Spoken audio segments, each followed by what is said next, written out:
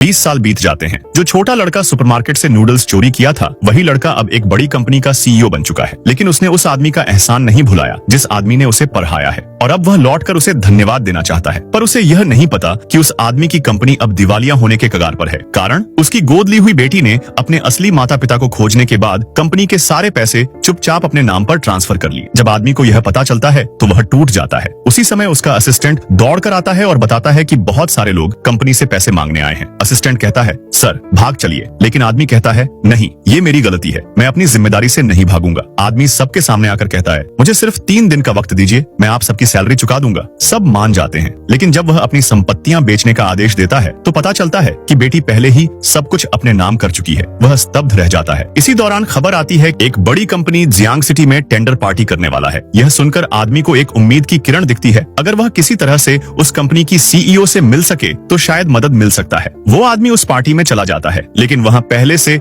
उसका गोद लिया बेटी अपनी असली माँ और बाप के साथ वहाँ मौजूद थी। वहाँ वह आदमी को देख चिल्ला उठती है, तुम यहाँ क्या कर रहे हो? ये तुम्हारे जैसे लोगों की जगह नहीं है। फिर वह सिक्योरिटी को बुला लेती है और कहती है, ये आदमी बिना इनविटेशन के आया है। सिक्योरिटी उसे बाहर निकालने ही वाला था, तभी सीईओ खुद वहाँ पहुँचता है और उस आदमी से कहता है, चेन अंकल, कितने साल हो गए? आदमी हैरान होकर पूछता है, तुम कौन हो? सीईओ कहता है, मैं वही बच्चा जिसे आपने अनाथालय में पढ़ाया था। फिर सीईओ को उस गोद ली हुई लड़की की हरकतों के बारे में पता चलता है और वह उसे डांटता है, तुम जैसी नाशुक्रा लड़की ने उस आदमी को धोखा दिया जिसने तुम्हें बेटी माना। लेकिन लड़की अब भी उसे तिरस्कार भरी नजरों से देखती है और कहती है, तुम क्या कर लोगे? तुम्हारे पास तो कुछ नहीं है। देखो, ये मेरी घड़ी पूरे 50 लाख की है, तुम पूरी जिंदगी काम कर लो, फिर भी इसे नहीं खरीद सकते। सीईओ मुस्कुराता है और कहता है, अगर मैं एहसान चुकाने आया हूँ तो सबसे पहले तुम्हारे पिता की कंपनी का 30 मिलियन का कर्ज चुका देता हूँ। ये बोलकर सीईओ एक जोरदार थप्पड़ उसके गाल पर मारता है। तभी लड़की की असली पिता सिक्योरिटी से कहता है कि इस आदमी को सजा दो। लेकिन तभी मैनेजर सामने आता है और झुककर सीईओ को सलाम करता है। सब हैरान हो जाते हैं और कहता है, क्या तुम इस कंपनी के चेयरमैन हो?